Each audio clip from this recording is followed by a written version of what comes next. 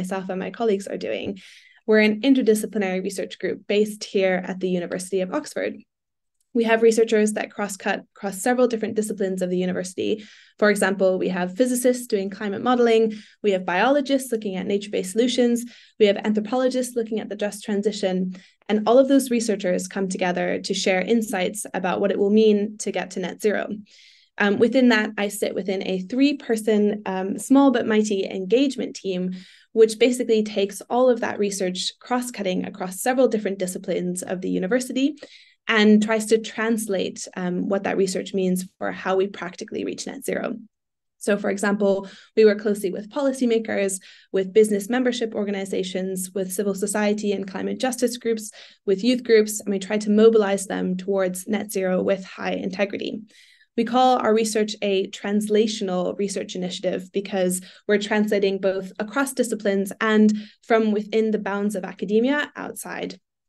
And we do engagement with all of our different relevant stakeholder groups that are trying just as hard as we are to reach net zero. Just to give a brief overview of the research themes of our research group, we have roughly broken our areas into 3 specific different buckets of what it means to reach net zero. And for those of you who may not be familiar with the research themes, I would really recommend that you check out the research article that came out of the sort of opening days of Oxford Net Zero, when lots of different academics from across Oxford got together and said, how do we improve interdisciplinary collaboration towards net zero? So there's an excellent paper available in Nature Climate Change called The Meaning of Net Zero and How to Get It Right. So we talk about the dimensions of net zero. So firstly, the urgency of zero, which is front-loading emissions reductions and ensuring that we have comprehensive emission reductions, which is an area that I work very closely on.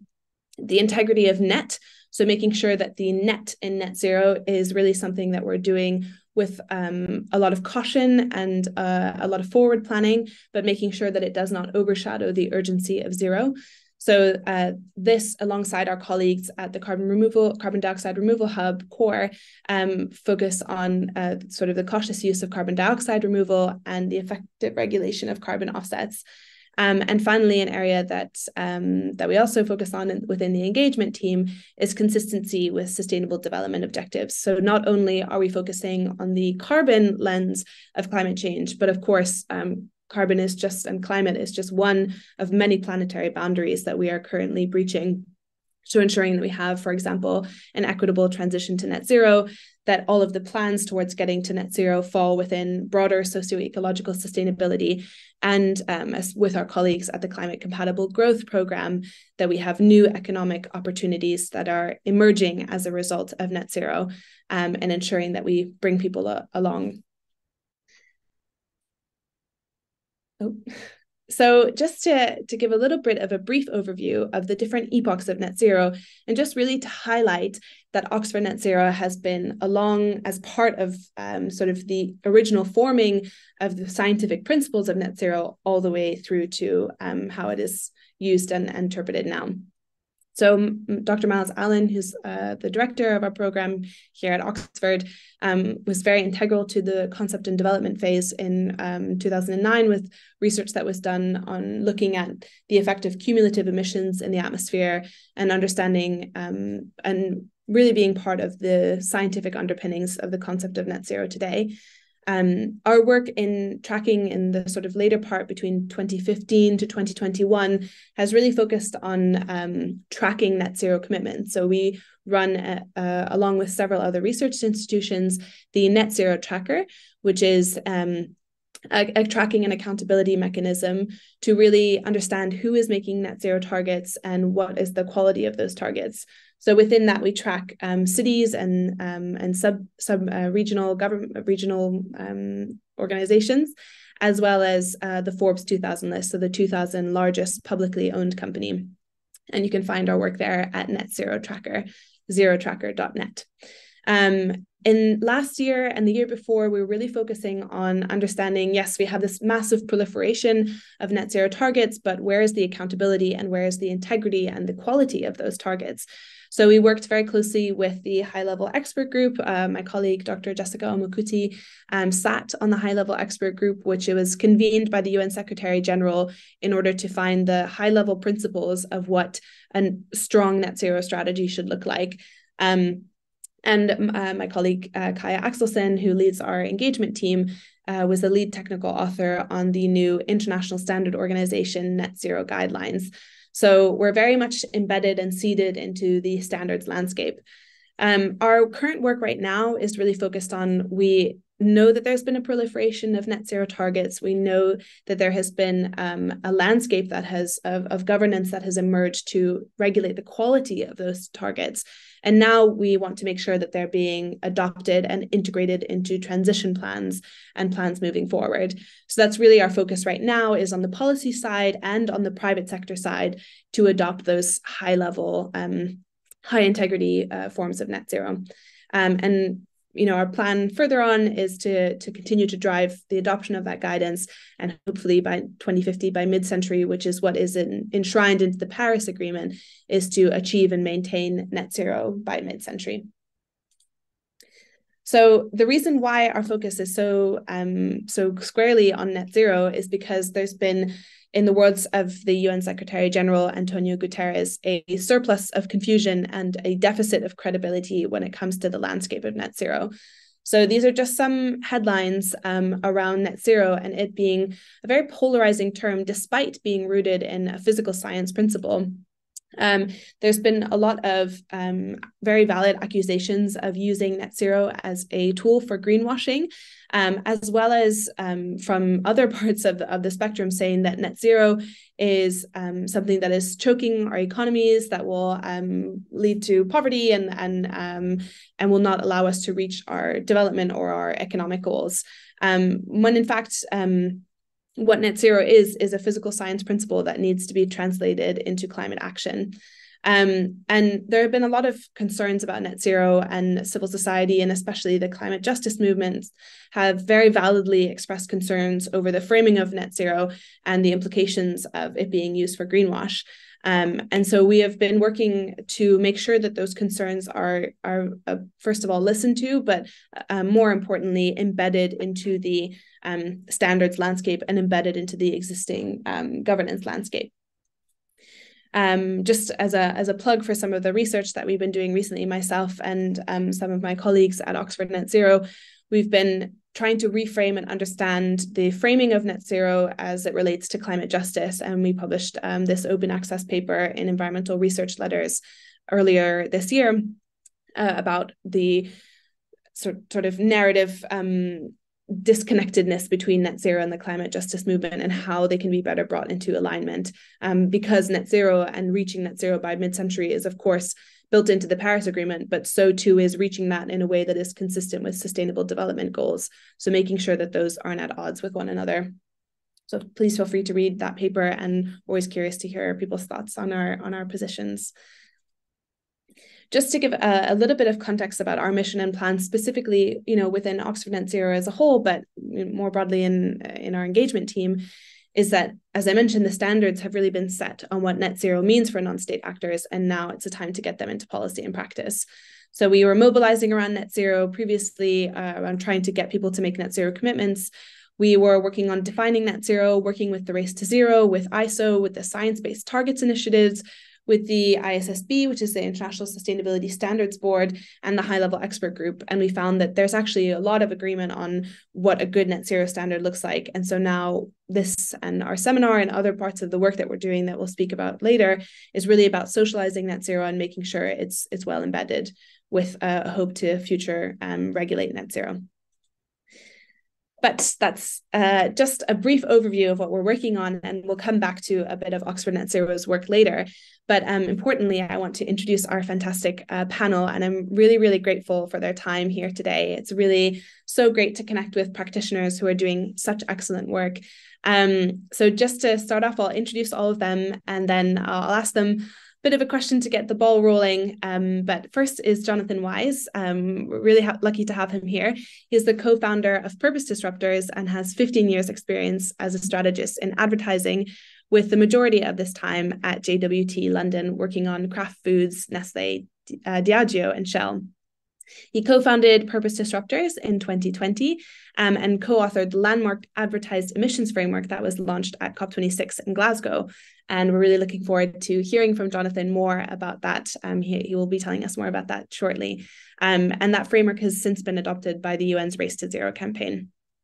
And alongside with the I'm sure oodles of free time he has outside of Purpose Disruptors, he is also a tutor on the Sustainable Marketing, Media and Creative course at the Cambridge Institute for Sustainability Leadership. So really grateful to have him here today.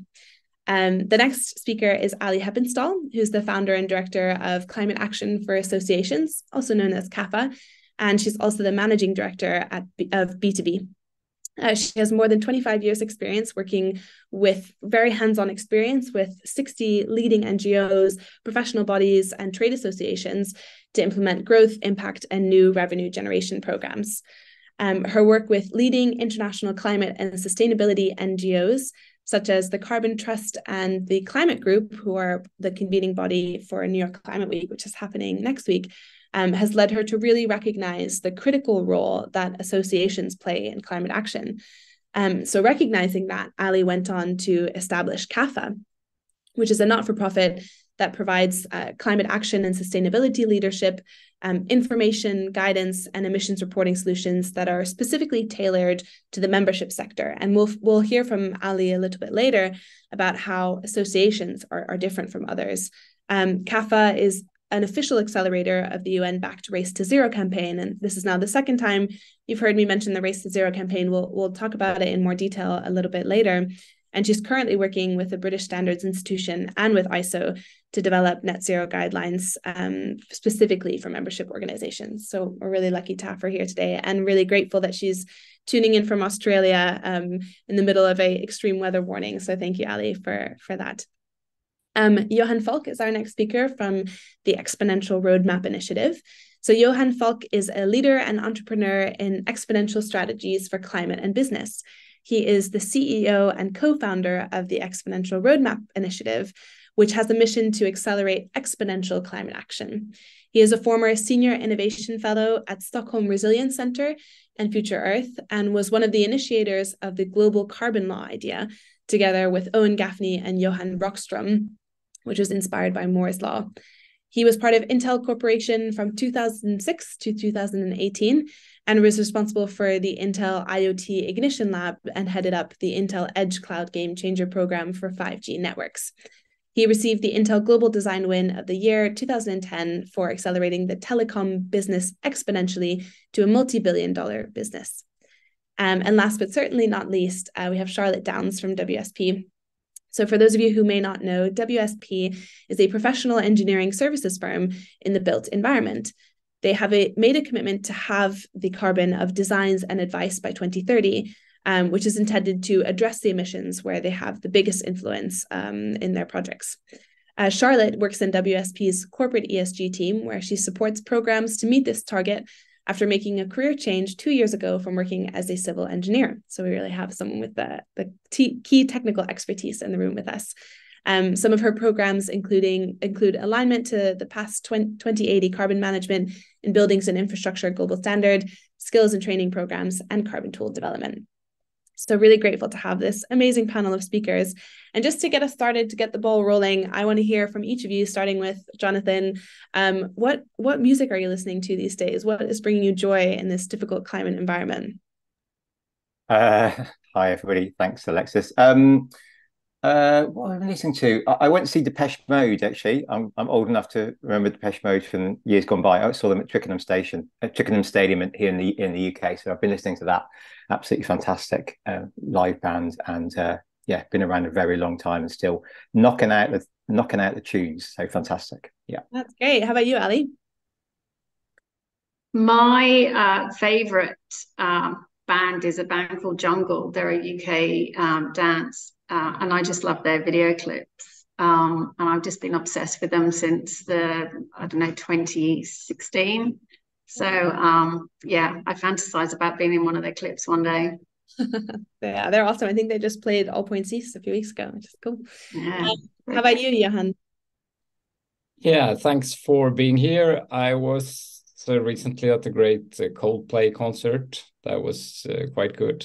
And Harry Styles concert as well. So that was the latest. Wow, two amazing acts. And close us off, Charlotte. What have you been listening to recently?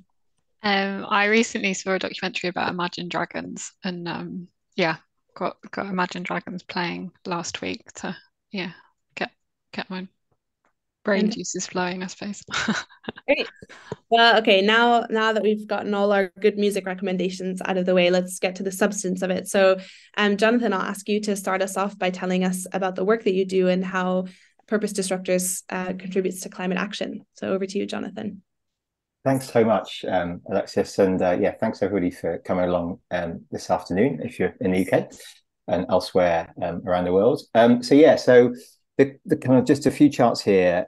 I guess if we're going to deliver net zero as a sort of global society and businesses, then we all have to take responsibility to do our bit. And so I guess advertiser emissions is, which I'm going to talk about, which I lead, is a way in which the advertising agency and the advertising industry, which is a $600 billion industry globally, so it's quite substantive, could work to reduce its emissions of its impact by 50% by 2030, and obviously net zero by 2050. So I just personally, I worked in advertising, as Alexis said, for 15 years. I did a master's in sustainability, and basically advertising drives consumption and consumption drives emissions. So in my job was to get people to buy more stuff. So I quickly came to the conclusion that the better I did my job, the more damage I caused, which isn't a great feeling. And what can I do about that? So I set up Purpose Disruptors with Lisa and Rob, my co-founders. And this is one of the conclusions that we came up with, which is advertising emissions. So next chart, please.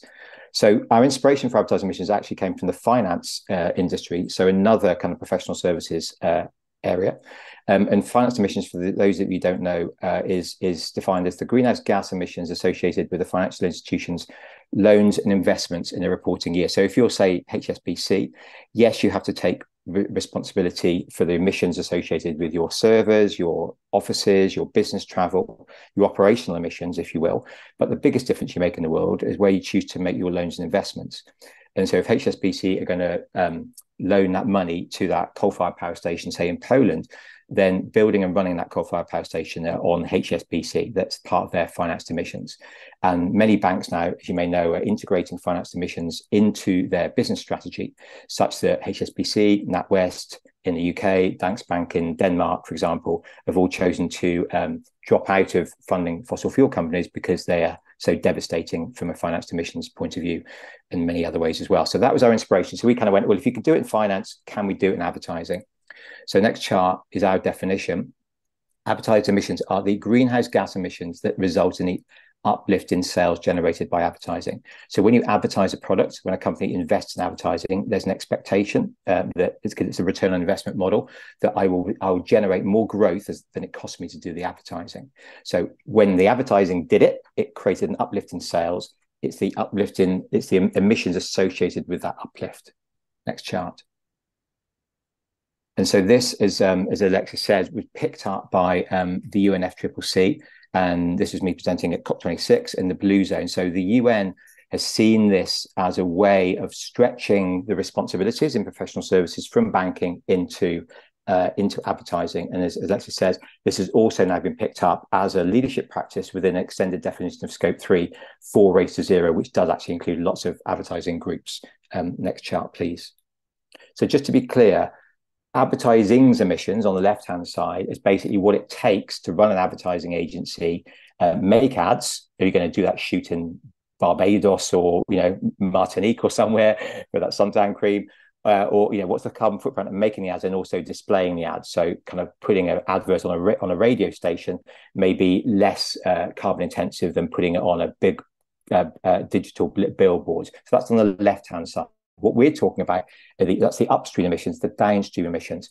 So if your advertising causes the sale of an extra iPhone then what it takes to make that iPhone, from getting the minerals out in the Congo to e-waste in Ghana and the uses, that's on the advertising agency. Because if the advertising agency and the system didn't make that advertising that drove the extra sale, that extra iPhone would not have been made.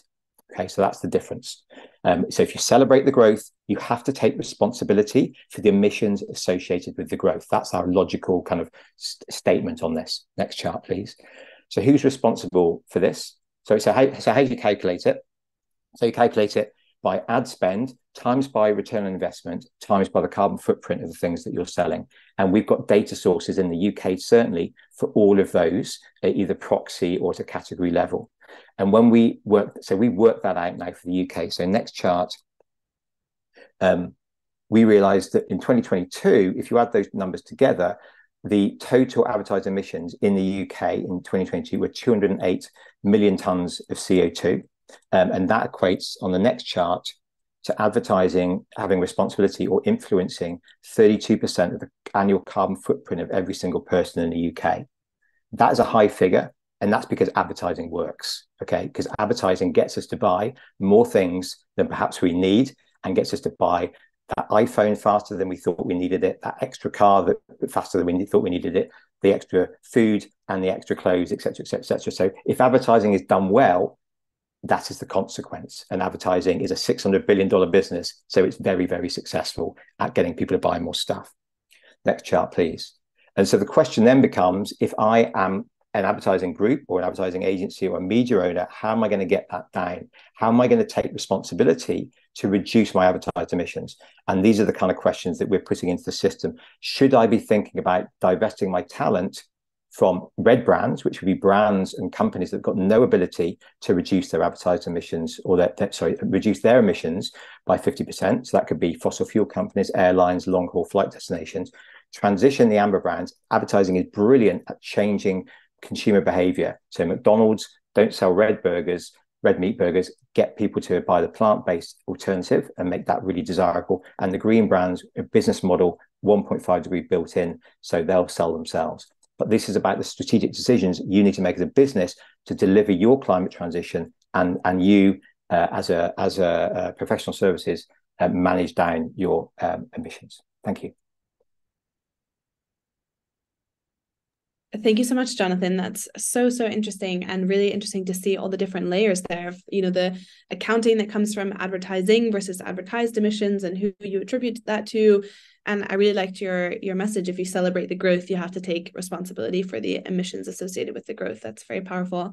Just to say, we're monitoring the chat. So if you if anything comes up here that is relevant to your work, or you want to share with us your examples, we've got it here. So we'd love to hear where people are tuning in from and why you've chosen to attend today, and we're very grateful that you have. And also to that any work that you're doing that might relate, just as a way for us to make connections. So please feel free to use that. Thank you so much. I'll pass the speaking to Ali to talk to us about CAFA and the work that CAFA is doing. Thanks, Alexis. Jonathan, that's really compelling. Those statistics that you're sharing around the advertising industry and the influence that sector has is pretty incredible. I wasn't aware of some of those statistics, but it does go on to demonstrate the importance of professions and industries. And I guess that's where CAFA comes to play. So Climate Action for Associations, CAFA for short. So we support membership organisations. And when I say that, I mean everything from trade associations to professional institutes, societies, trade bodies, unions, learned societies, other federations and alliances. So any sector in any industry. Our moonshot is to decarbonise the membership sector. And if you think about that, every single profession and industry has a governing body. Those governing bodies have a role and accountability, and increasingly so around the race to zero and accelerating climate action in line with the Paris Agreement. So we provide information, guidance, support, solutions, peer-to-peer engagement to support the membership sector to decarbonise. We also have a certified net zero association program, which is a multi-year program to help membership organisations transition. But the most important thing about membership organisations is obviously the influence and the impact that they can have. And as part of our work, we also look at what are they doing to support the industries and professions they represent, which is obviously why I'm on the Race to Zero working group around professional services transition to net zero, and why I've been invited to this call today. We're an accelerator for the UN Race to Zero, and we've just been through a process from ISO, who have reviewed all of our support and services and certified program to make sure that they're in line with the net zero guidelines, and we're working very closely with obviously all the other governing bodies as well. For us, it's really important that the cascading effect and the influence that membership organisations have in terms of setting climate policy and then delivering on that is true and accurate and authentic. So a lot of our work recently, in particular working with the UN high-level champions around climate policy, specifically for representative organisations, is and has been and will continue to be forefront of the work that we're doing. So all of our guidance and support to the membership sector feeds into that. So when it comes to professional services, all the professional institutes, in particular the chartered institutes, are able to apply standards and the certification and the training and development and skills required for the professional services professionals, and the professional services firms have a huge role to play. And I know that we're going to explore that a little bit further throughout the conversation today.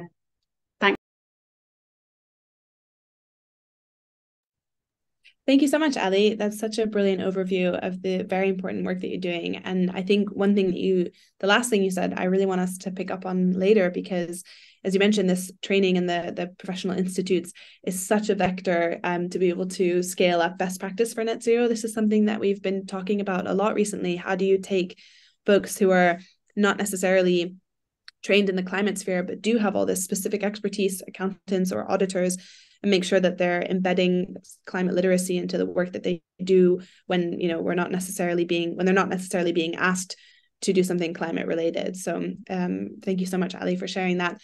And just a quick sort of housekeeping note is that the chat is now open. So yeah, again, just it wasn't open before, but if you have any comments or areas of work that this is relevant, please feel free to write that into the chat.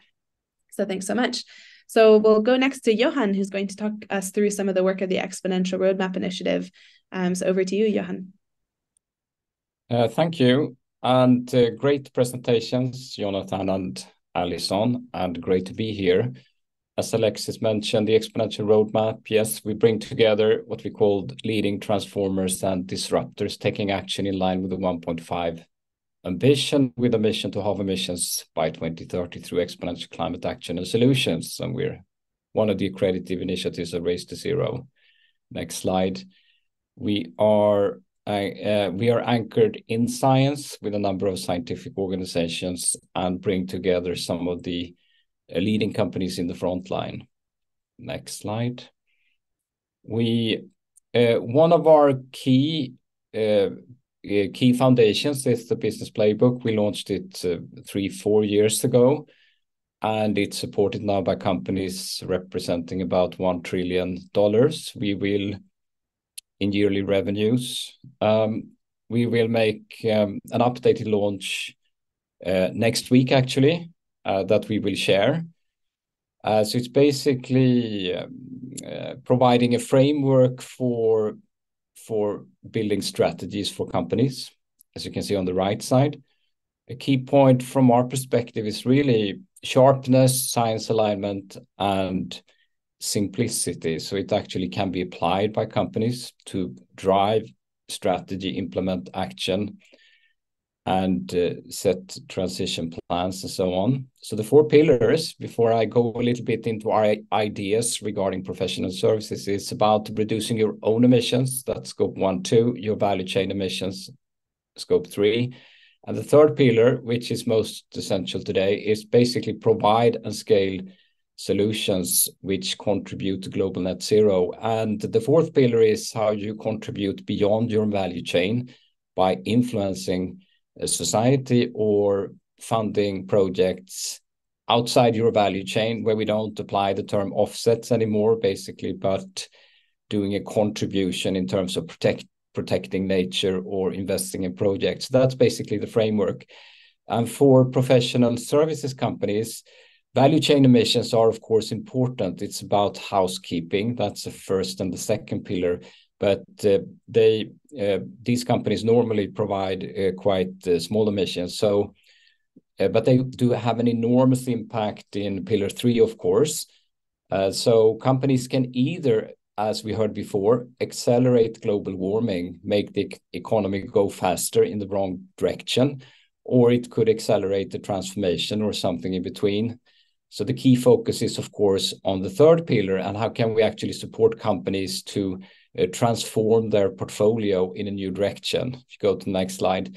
So these are some ideas that we're working on, a proposed framework, which is quite simple for a portfolio analysis of projects, which is basically built on 2 dimensions. So on the left side, the customer base that you're serving, your clients, which could go from non 1.5 aligned to 1.5 aligned, part of Race to Zero, taking action, transition plans, and so on, to climate solution companies, versus projects, which could be supporting business as usual, contributing to climate action. That could be basically to reduce value chain emissions, or actually accelerating climate solutions. And if you go to the next slide, that provides an opportunity for a professional services company to start to map its portfolio in terms of size of, for example, the consultancy projects or the advertising projects in this way. And you might start in this way, see that you have a number of gray projects down on the left, which contribute to global warming significantly. But then you can actually target to shift your portfolio, if you go to the next slide, to shift it up to the right, saying that our goal as a company to be aligned with 1.5 is actually to shift our portfolio up to the right to as far extent as possible. I'm going a bit fast here now because we have limited time. So the next point is we're looking in the next playbook quite much on what we call vital few key performance indicators for companies to drive their businesses. So this is how it could look like, that you can actually set specific targets, just as science-based targets, but in how you shift your portfolio as an example. And the next slide. And we started to test this, for example, with Terra, where we made an announcement last year. So we have actually performed this particular analysis and start to pilot it. And we don't think, well, the methodology is of course not perfect, but we like to collaborate with other actors to see how it could be developed openly, of course. Yes, so that's basically my introduction. Thank you. Back to you, Alexis. Thank you so much, Johan. That's really interesting to hear. And I thought the mapping bit is so interesting because we see that a lot in advisory firms, that they have, for example, a whole team that's working on sustainability guidance and advancing net zero goals, but then they have teams in another part that are working on, for example, efficiency of drilling oil, so it's hard to find that balance between where your portfolio services lie. Fantastic. And last we have Charlotte Downs from WSP, who's going to be speaking about your work and the work that WSP does. So I'll just flick to your slide, Charlotte. Thank you. So kind of linking directly on from what's already been kind of introduced and talked about. WSP is in the built environment sector, built and natural environments, and in a similar way, being a professional services firm, our influence is on the designs and advice that we give to our clients. So if we take the kind of concept that Jonathan introduced about, we can take our emissions associated with the way that we run our business through our offices and our business travel, and the services that we purchase. Then we're not accounting for the biggest impact that we have, which is when we're working with our clients, designing and advising on projects that are coming forward, whether that's through kind of strategic advice, design services, or engineering and planning.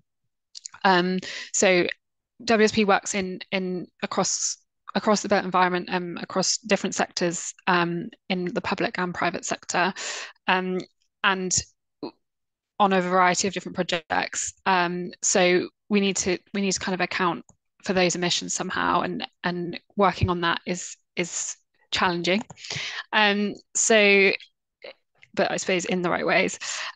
So we have a couple of ways to kind of look at it. We have direct influence on net zero outcomes. So that graphic there just kind of is just a bit of a placeholder, I suppose, in terms of what a net zero world might look like. And all of those things are things that we as an organization have an influence on in both ways, whether it's supporting a net zero outcome or supporting a backwards kind of non-net zero outcome, I suppose. And we have to be really conscious of that.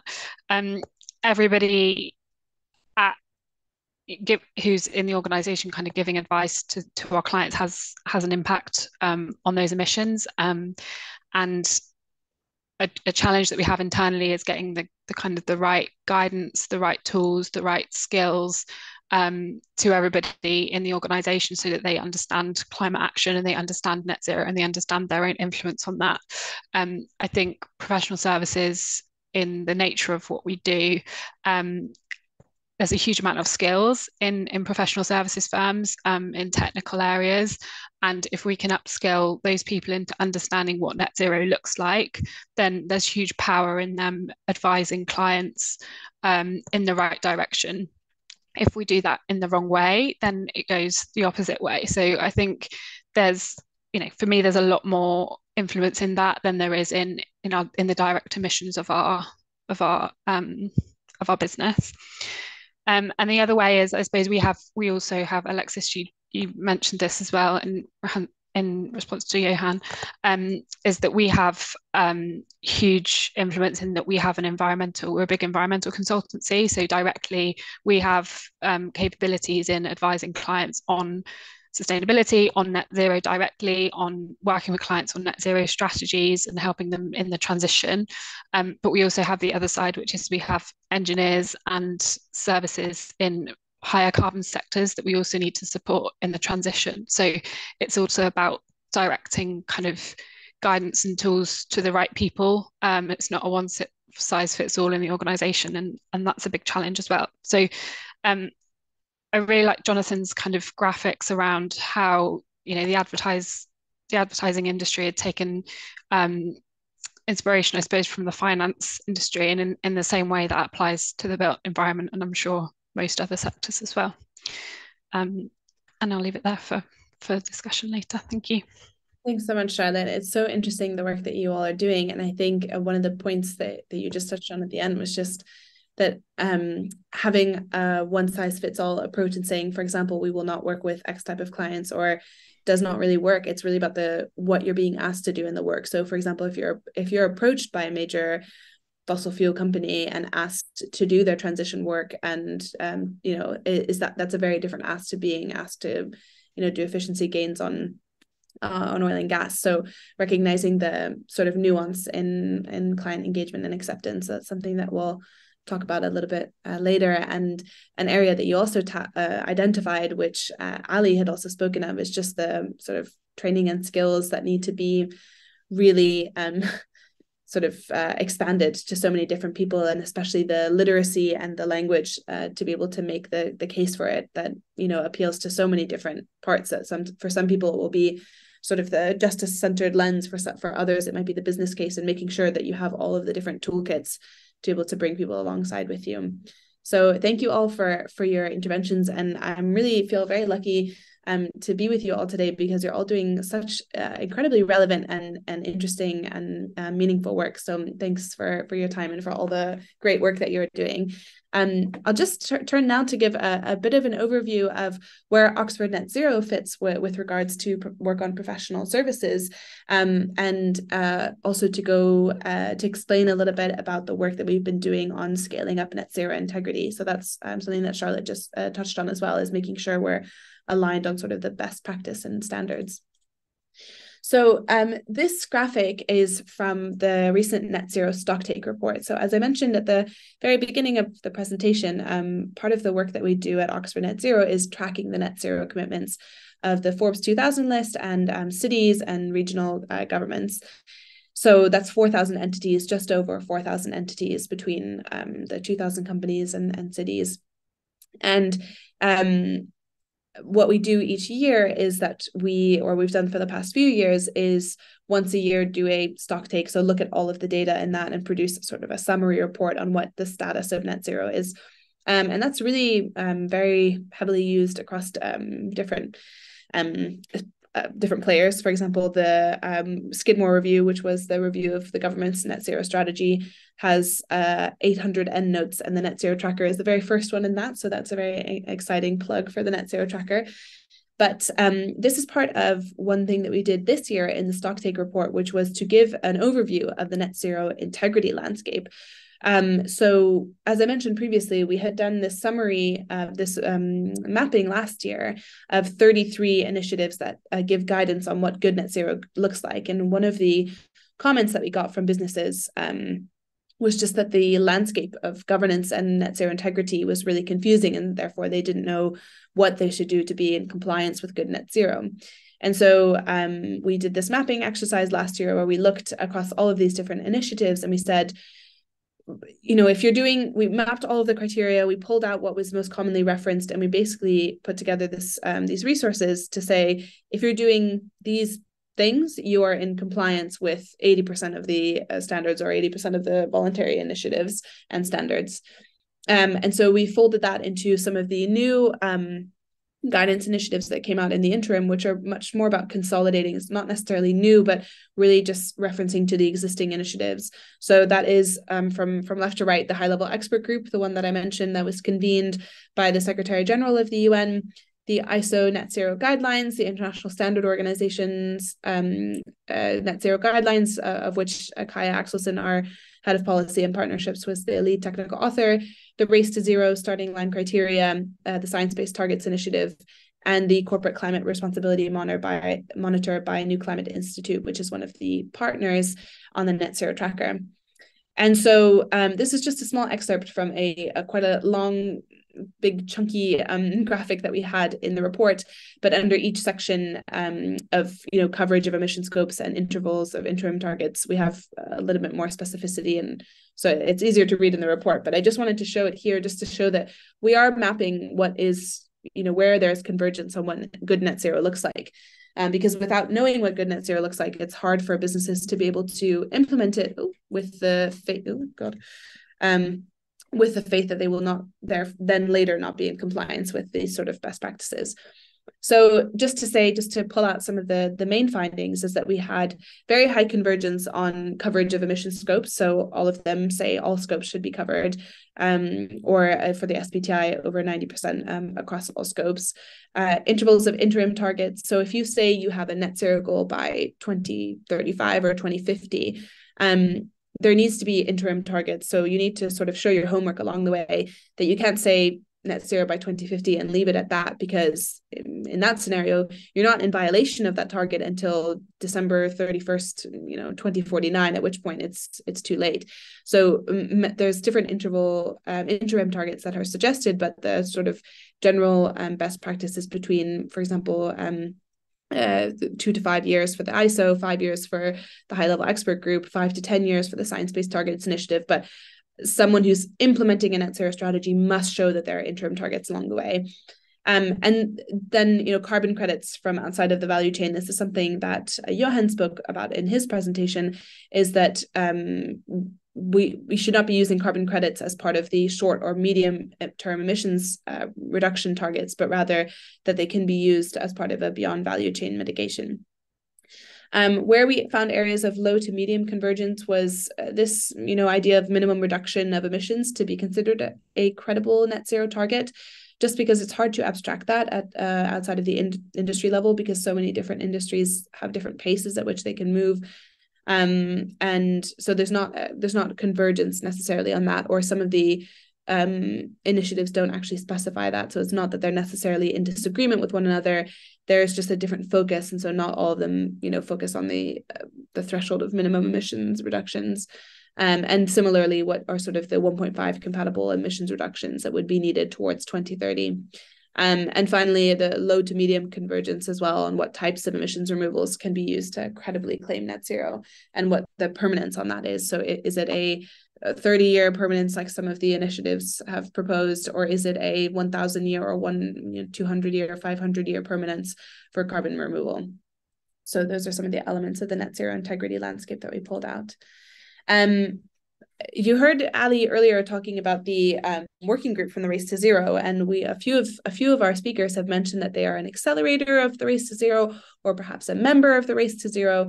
So the Race to Zero, if for those who are perhaps unfamiliar, is a global campaign that seeks to rally non-state actors to take action to have emissions by 2030.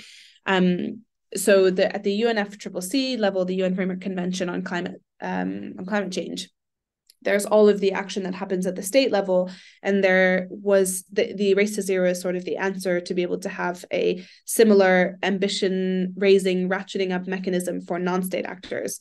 And so they are involved across a number of different work streams. But we are working specifically on this call. The folks who are on this call today are part of the Net Zero for Professional Services Firms working group. And the idea is that many professional services firms who either were already a member of the Race to Zero, which to become a member of the Race to Zero, you must meet a certain, what they call the starting line criteria. So the minimum quality of what your net zero target and action looks like. And once you've done that, you are able to join the Race to Zero, and you get evaluated year on year on staying in. And the Race to Zero has heard from lots of professional services that we don't know how to be evaluated on whether or not we're on track. And we also don't know how we can engage to be more aligned to the general goals of the Race to Zero.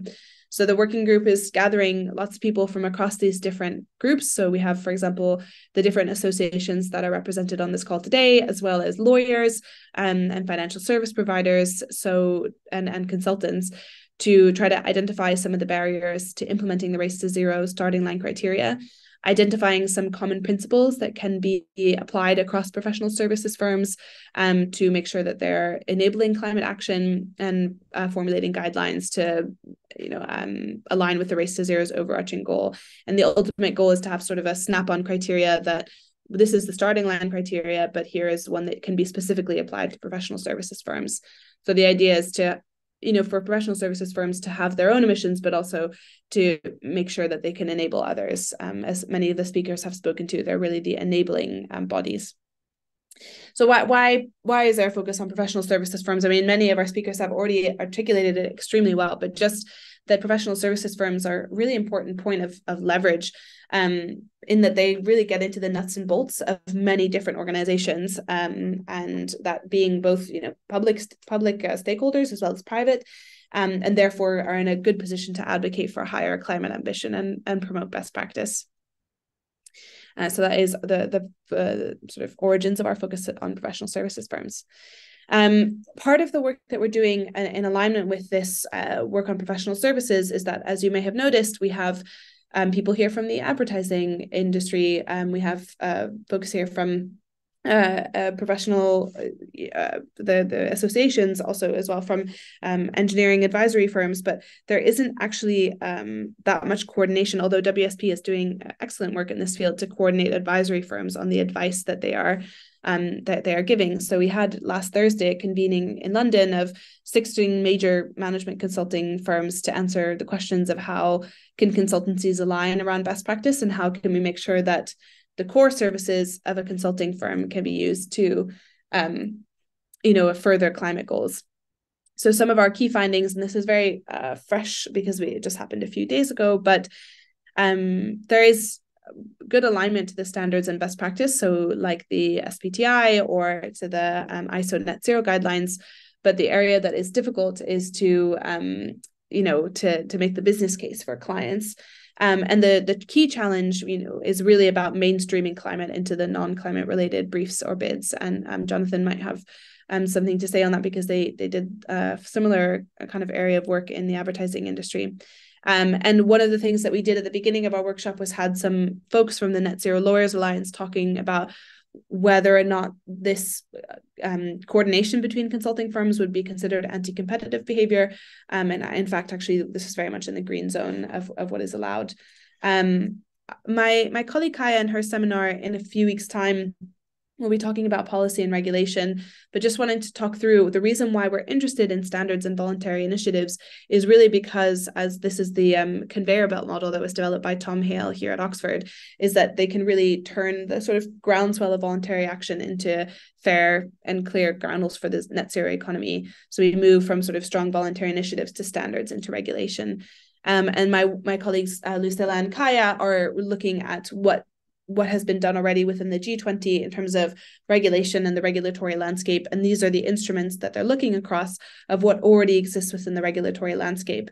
And they'll be covering this more in their seminar in a few weeks' time. But just to say that my colleague Lucilla did this amazing tracking to see there's actually been an 11-fold increase in the amount of active regulations per year when it comes to net zero. So we're very much on the road to regulation, but we want to make sure that regulation also covers these sort of loopholes, for example, advertised emissions or influenced emissions.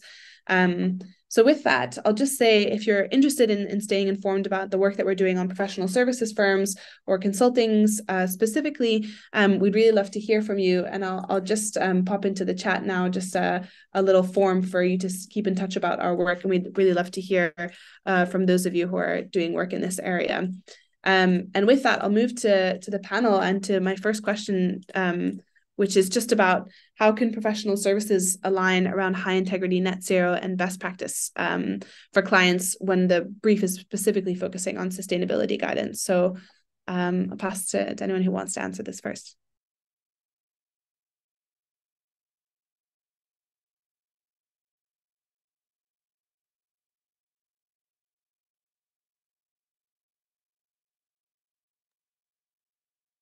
Actually, this is interesting because this is an area that we found that this was the area that people understand. We know how to advise around high best practice and our sort of standards. So I actually would just take the executive decision to move to our second question, which is really about leveraging the sort of core services and the areas where you're not actually asking for sustainability guidance. This is something that all of you touched on. When you're not being asked, how are you mainstreaming climate and how are you taking responsibility for those emissions? So we'll talk about this briefly, and then we have a few great questions in the chat. And this is a good time, if you have questions, to drop those in now. Thanks. I can have a go at taking this. So I think this is such a vital question. So under the assumption that a professional services firm wants to actually believes it has the agency and the capability and wants to take responsibility, the best example I got on this, or the one that we use all the time, is actually is from Bernard Looney. I think just resigned today. Or just got fired a few hours ago. Yeah. He's the CEO of BP. Not for denying climate exists, but whatever. Anyway, for relationships. Anyway, the thing that Bernard said, which was in an Outrage and Optimism presentation or podcast, he said that what we've done as BP is we've decoupled the skills from the outcome.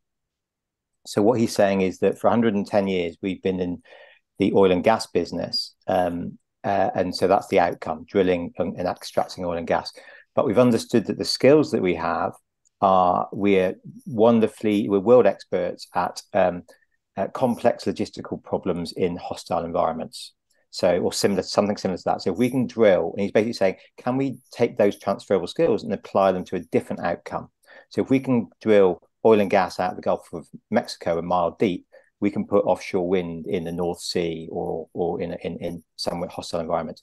And I really like that as a kind of an idea. So particularly for the advertising industry, So basically, at the moment, advertising industry is defined by the outcome, which is driving unsustainable consumption.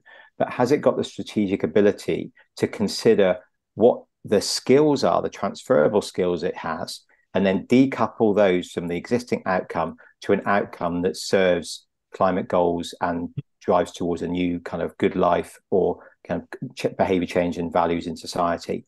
And so I think that's a wonderful kind of like opportunity for an innovation department to work out what are our transferable skills, and then what's the business model that supports that when they lead to a more sustainably directed outcome than the one they're currently deployed to, which is unsustainable consumption. So yeah, I think it's a diversification strategy. It's a classic diversification strategy, but importantly, you have to realize you have to stop doing some stuff in order to start doing some other stuff. Yeah.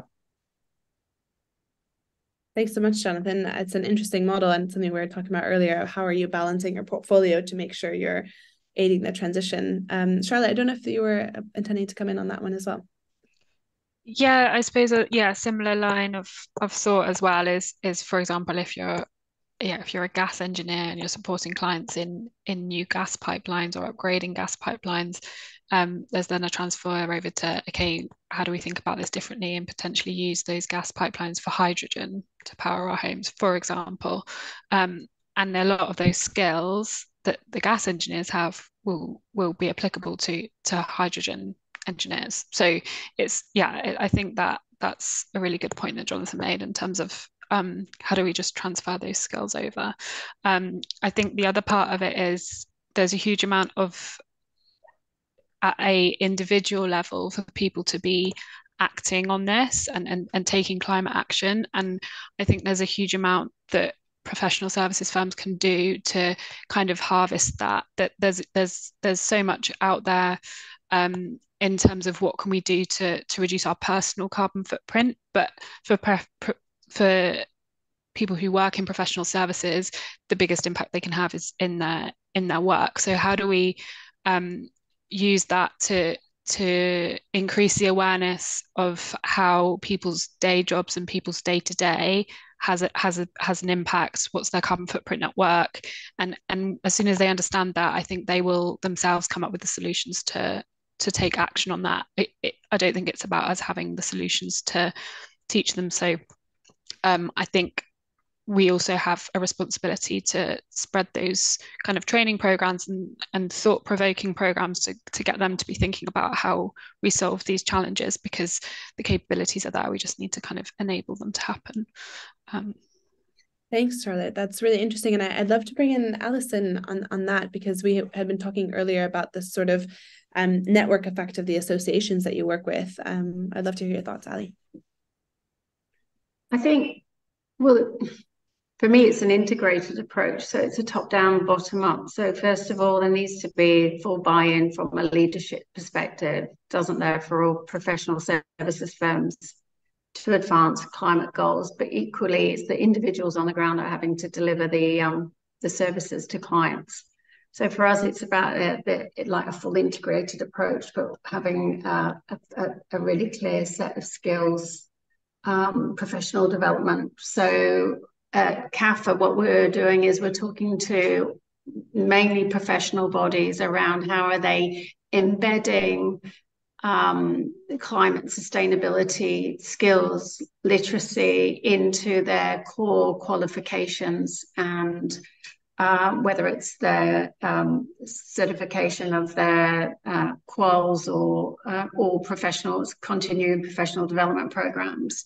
At the moment, it's still seen as a secondary element that's sort of stuck on, in the same way that they potentially over the last few years might have started to incorporate inclusion and diversity and other areas into their qualifications and training.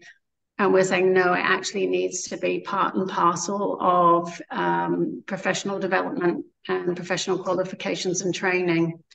And we're seeing a lot of that, particularly within the accounting and finance arena, more and more within the legal sector. But there's still a long way to go for sure. But definitely it's about integrating climate sustainability into embedding it into the work and the service flow of professional services firms, and definitely not seen as an addition. So it needs to be within the psyche, really, more than anything else. Yeah, absolutely. And that piece of sort of the training and upskilling is also interesting when it comes to Johan, the piece that you were speaking about climate solutions, because it's also about changing your business model and making sure that you're aligning with that third pillar. So Johan, if I could bring you in on that piece, I'd be really curious. I think it really comes down to sort of integrating climate and nature as part of your vision statement, as part of your mission statement, and even how it's reflected in your articles of association and shareholders agreement. What is really the mission of the company? So that is extremely essential as far as I see it. And then, of course, if we believe that we are moving towards the net zero world, a professional services company need to recognize that if they should be able to grow, they need to shift their strategy in a new direction, as far as I see it. They will not have any opportunity to grow otherwise. So I think that realization will be important.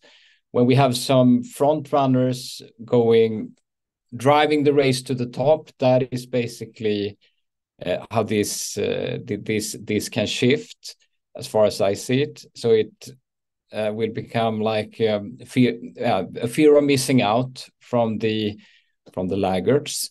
So when we can turn it really to a race to the top, then it can go fast, as far as I see it.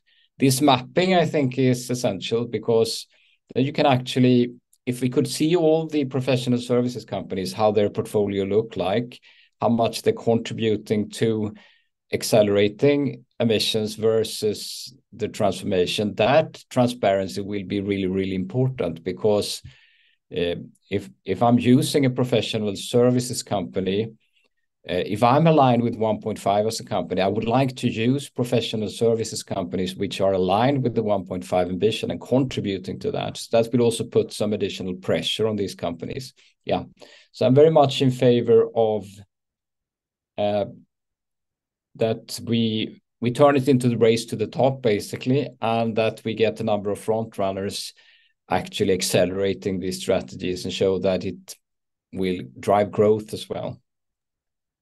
Yeah, that's a really interesting point, Johan. And as you're thinking, just as an academic, I'm like, that would make a really good PhD, to do a big mapping of all the professional services firms and where their work is. But I think it's interesting and sort of touches on what Jonathan was speaking about earlier about the green, amber, red, and where they sit. We have some great questions that have come through from the audience. Some of them are specific to some of the work that you're doing, but I'll start with one that just most recently came in, which is just really, this is from Diane Harris, who's from MDY Legal. And she just is talking about, they're a law firm in the UK, and they're working on trying to calculate their advised emissions. And they're using a formula that is similar to the advertised and financed emissions formulas, but they're actually, in fact, building in a transition factor, which is sort of understanding that their advice keeps clients in business on a day-to-day basis, and that transactions which, if they actually come to fruition, will have a greenhouse gas footprint as well. And so therefore, any kind of advice that they give will, facilitate greenhouse gas emissions and what that means for their net zero target. And they have not yet been able to answer that sort of tricky piece around the transition. So I'm wondering if any of you have some thoughts on that.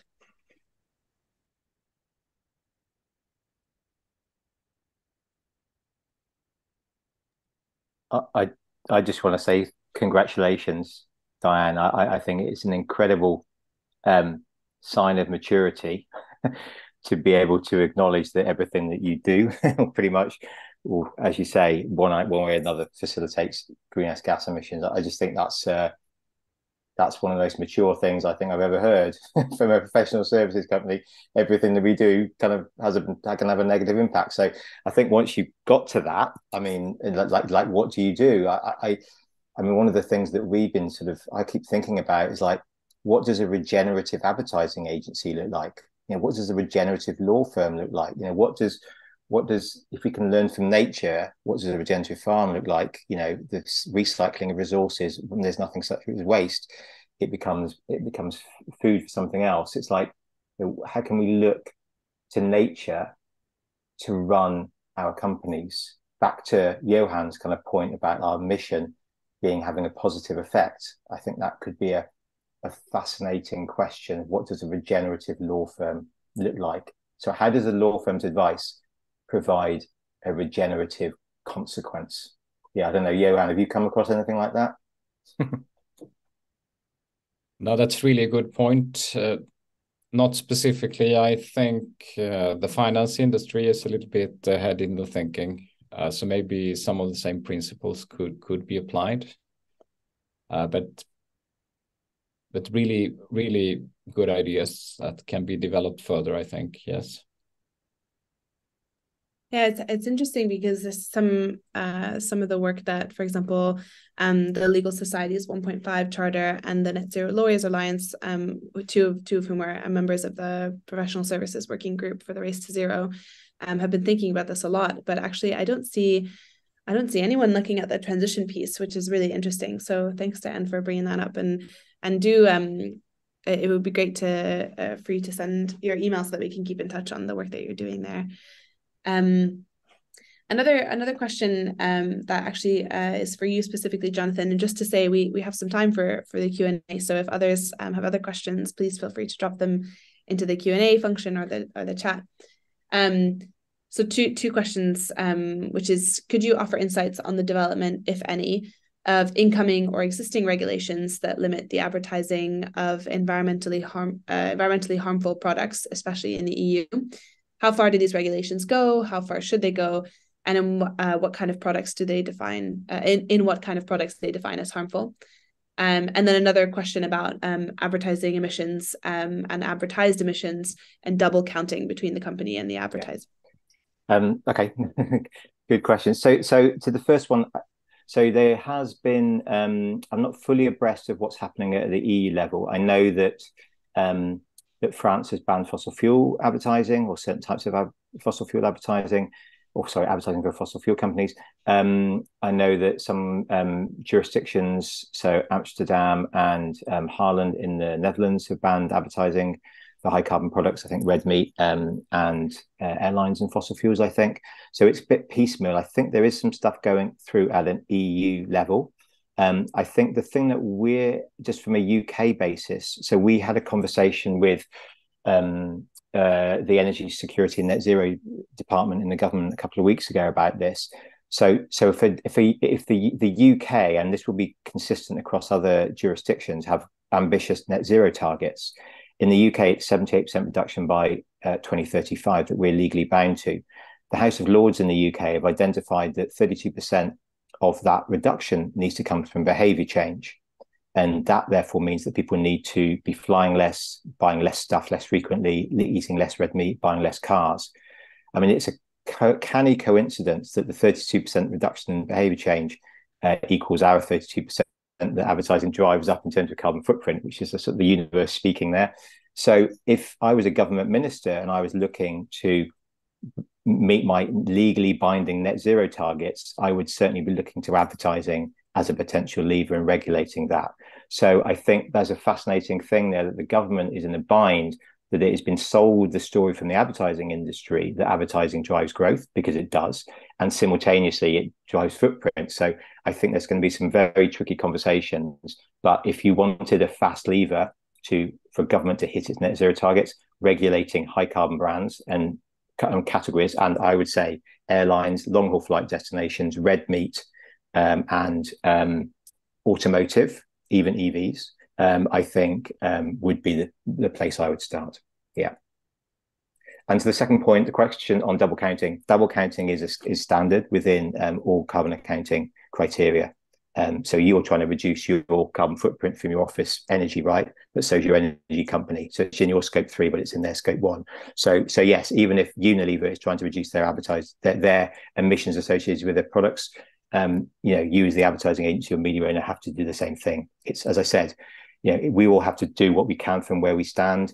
And if we are responsible as an industry for driving growth, we have to take responsibility for the emissions associated with that growth. That's just basic adult logic. Thanks so much. Ali, do you want to come in on that? Yeah, it was just a thought around the value chain, Jonathan, that you were just describing it with the advertising industry, and it's reflective across every other profession and services industry. But in terms of just the example that you gave, where does the role of, say, the actual publishers? So there's no advertising without the real estate too. So in that value chain, where would the publishing houses or the media agencies, etc., sit in the value chain of calculating this?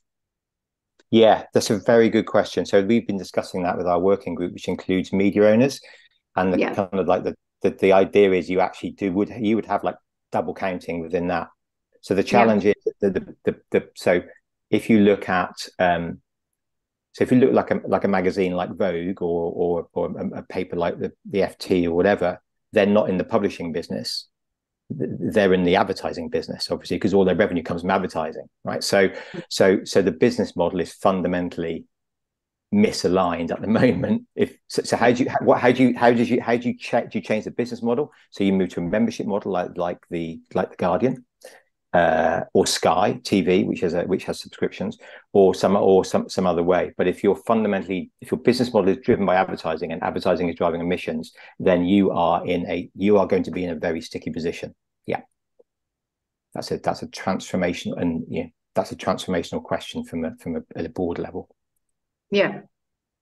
Yeah, no, that's fascinating. So we have a publishing working group as part of CAF, because obviously most membership organizations have magazines and publications, etc., that they use to engage and inform and support the members that they represent.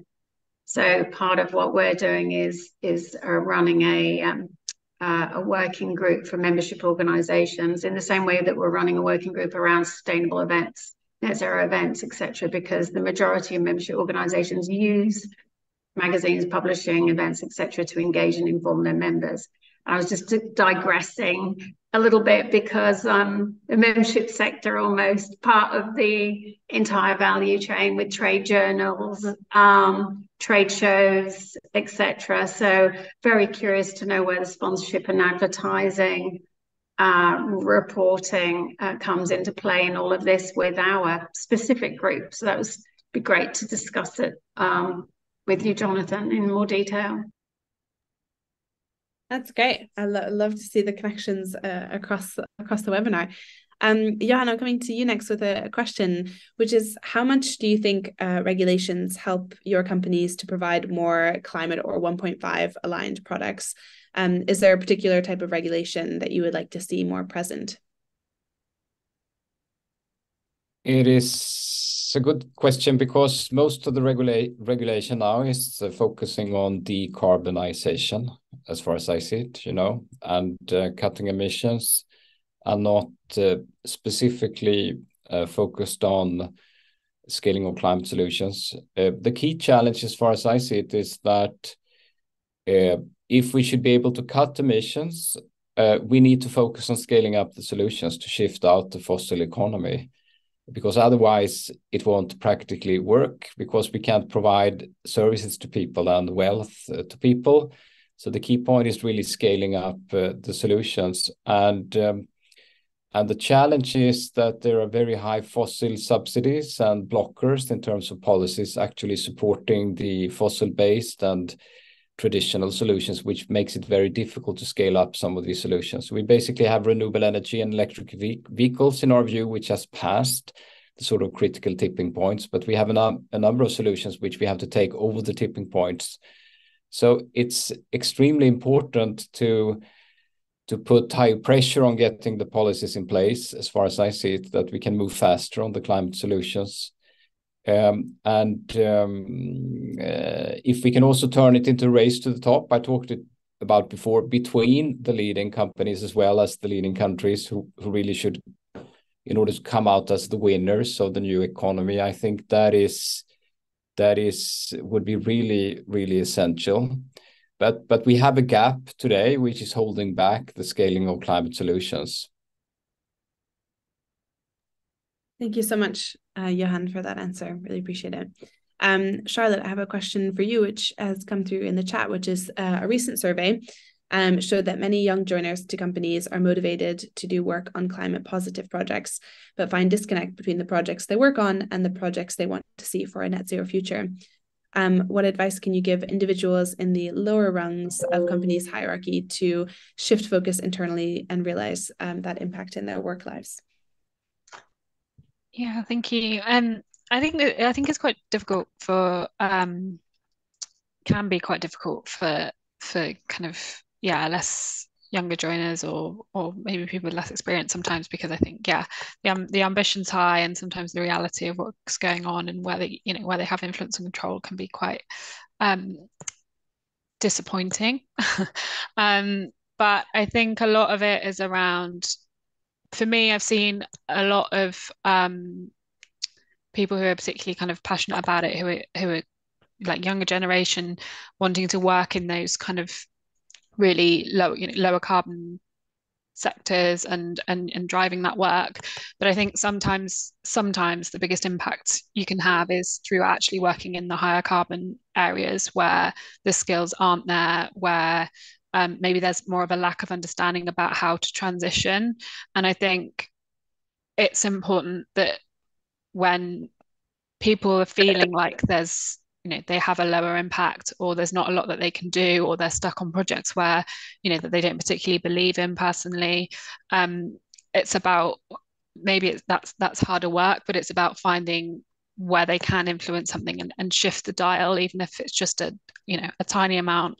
I think sometimes that can feel a little bit more disheartening because you don't feel like you're working on something worthwhile. But I think there's always ways to try to shift it, or have a conversation, or just through conversations explore things that might help to shift it in the right direction. And I mean, that's going to look different depending on the project and depending on who's around you, but I don't think the answer is always to jump ship and find a project that does support it, because then you end up with all these people in one section that are kind of driving it and maybe are in a bit of a bubble, versus the people on the ground who are looking for the solutions but don't have the skills for the answers. So there might be a different opinion on that, but that's how I see it, I suppose. Thanks so much, Charlotte. I'll let Jonathan come in, and then I've got some thoughts of my own as well. Yeah, I think this is absolutely crucial and fascinating debate. And I think that, in advertising, for example, there's a pitch going on at the moment, global pitch out of London for £200 million worth of media on Shell. And, the agency's pitching for that, saying, we can help Shell transition. The idea that an advertising agency is going to help Shell transition from high carbon to net zero is that's just not going to happen, because it's an advertising agency. It's not even McKinsey. So I think there's something very interesting in the narrative around the capacity for the company to change or believe it can change. And I think that's to do with hubris, perhaps, on the side of the company and the ability of their advice to count. But more importantly, I think this is about agency and about and if I am a young person, what do I want to be in service to, and how does change happen? So so potentially I can change from the inside, but I'm interested in what power do people have, because young people are plentiful and they're cheap, so they have that power in numbers. So I would suggest that people should find those others that think like them and are worried, and then take action. So I think McKinsey, there were over 1,000 employees at McKinsey who wrote to the partners saying, what are we doing on oil and gas, and should we continue doing this? So gathering and writing a letter to your CEO about the performance of working on these brands, or even refusing to work on it. You can work on other things in that company, and if your company chooses to mark you down for having a moral point of view on the climate emergency, then I don't think that's a very good position for that company to have. So I think there are a multiplicity of views and angles on this, and I think it's the responsibility of employees to work out what is right for them. Not thinking about it is not acceptable.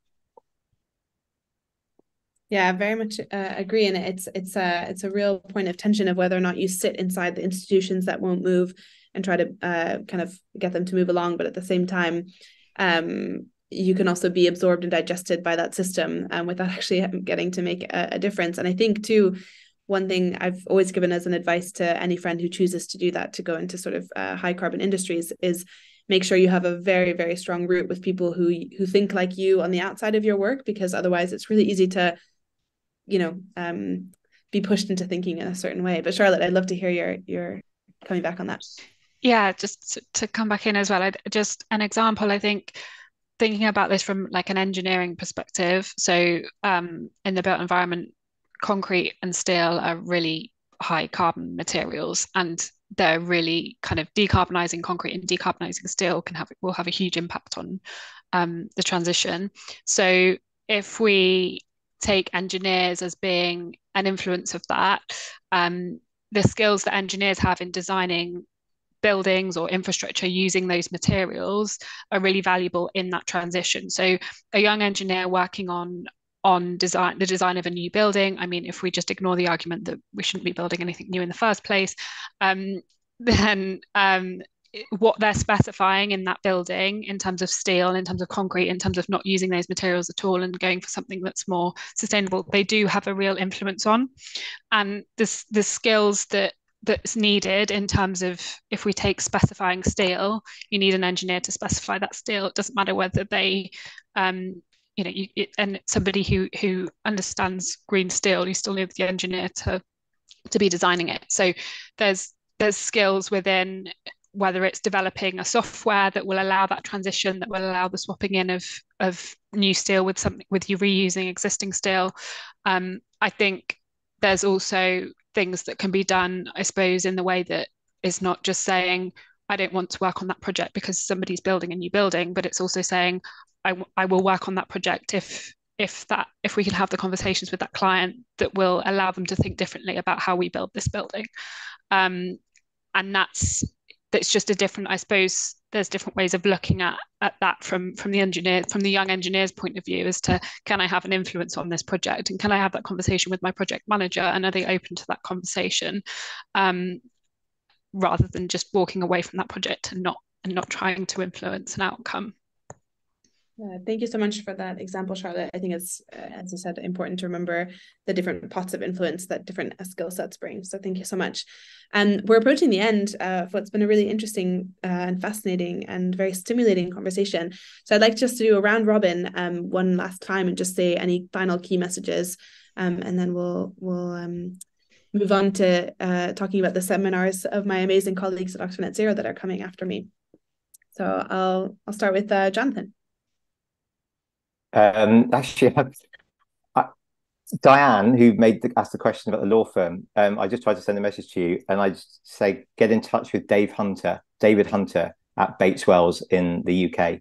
He's very into advised emissions, so that could be a good connection for you. So my message is, connect to other people who are interested in this, and I've just given you an example of doing that. So yeah, that's me. So thank you very much, everybody, for being here as well. Thanks, Jonathan. It looks like Diane is already connected with David, which is fantastic. Fantastic. Ali. Yeah, it was just, I thought I was going to chip into that last conversation that we're having, the last point around, we're talking about individuals that are operating in an economic environment that have choice. There are lots of places in the world where young people or all people don't really have that much choice about who their employer is. They go where the work is. And some of those places are socially and economically deprived. And then other places are very economically enriched, like where I'm sitting in Perth, West Australia at the moment, where the mining industry still dominates all young people, majority of young people that come out of school. The logical place to go and work for a huge amount of money is the mining companies that still dominate the environment here. And although there is a great big climate pushback around professionals, it is still very dominant. So I think we have to remember where we're operating from, and it's very geographically dependable in terms of how much influence and choice young people do have, or all people have. Thanks so much for that point, Alison. Super important, and thank you for that perspective. Johan. My advice would be, well, connect with the leaders in the front line, with the front runners. Don't spend time on the laggards, because there will be a number of actors trying to delay the transformation, and so many actors doing that. So you need to spend your time in the front line, develop the practices, go first, and show that this is the way to create new growth, I think. So we can achieve sufficiently number of professional services companies, consultancies, advertising companies, which is actually changing their vision and mission and their portfolio, because then the laggards and the others will follow later on. But don't try to get everyone in the boat, because it's too slow. Go with the best and go as fast as possible would be my advice. Thank you, Johan. And the last word to you, Charlotte, and then we'll close out. Thank you. Some thoughts I had from Diane's question around law firms as well is that I think we will have to be a lot more transparent and a lot more kind of honest and less afraid to be getting things wrong. I think if we all report in line with a lot of the guidance that's out there, it only tackles a small amount of where our influence is, and we need to be saying that a lot more loudly and talking about it a lot more loudly, because we're not, and we haven't all got the answers to it, and that's fine. But the more we talk about it and the more that we're transparent about what we're doing and what we're trying to achieve, even if we're not achieving it yet, the better we'll all be at being honest and having these conversations. Thanks so much, Charlotte. Really appreciate it. And just making sure, can you share my screen there? Yes. Nope. Yes. Okay. Just to say thank you so much. We have a number of different seminars coming up. So if you want to, it would be really helpful for us to understand if these seminars and this research that we're doing is useful to what the work that you're doing. So if you can scan the QR code to provide feedback on this, and I believe George will also just now putting it into the chat as a link. Oh, you can't see my slide. Mm-hmm. Can you not? Oh, hang on. Let's try that again. Oh God. Oh no, it's not gone wrong.